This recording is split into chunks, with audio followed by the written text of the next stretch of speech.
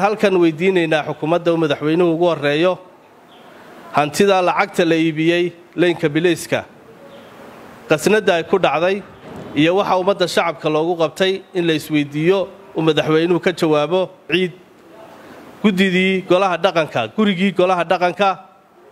ee Boorama ku yaalay ayaa waxa la siiyay lacag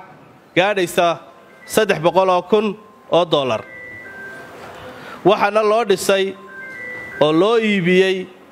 odayada dhaqanka guri qiimihiisu yahay 50,000 oo dollar halka waxa maqan 250,000 oo dollar waxa weydiinaya barasaabka isagana lacagtaasi ma waxbarashada liidata ee maaragtay dhalinyarada ayuu wax kaga qabtay ma caafimaadku wax kaga qabtay ma beeruhu wax kaga qabtay ma biyuhu wax kaga qabtay hantida intaa leeg halkee ayay ku baxday moololaha waxa uu diyaariyay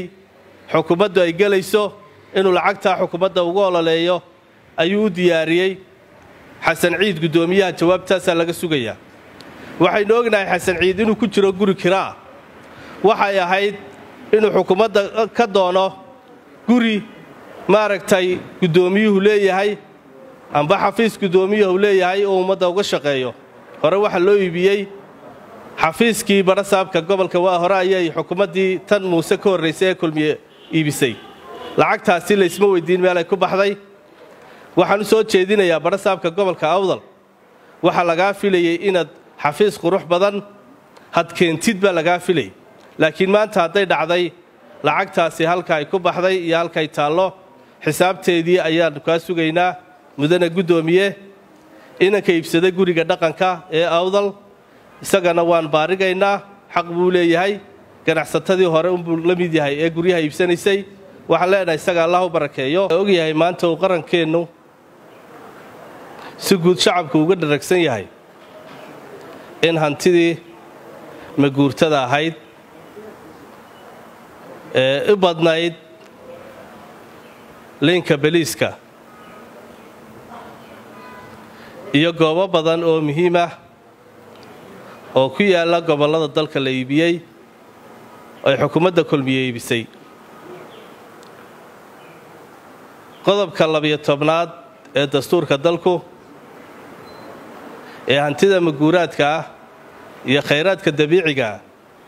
farqadiisa saddexaad waxa uu sheegayaa in xukuumaddu yeelan karto hanti guurta iyo maguurto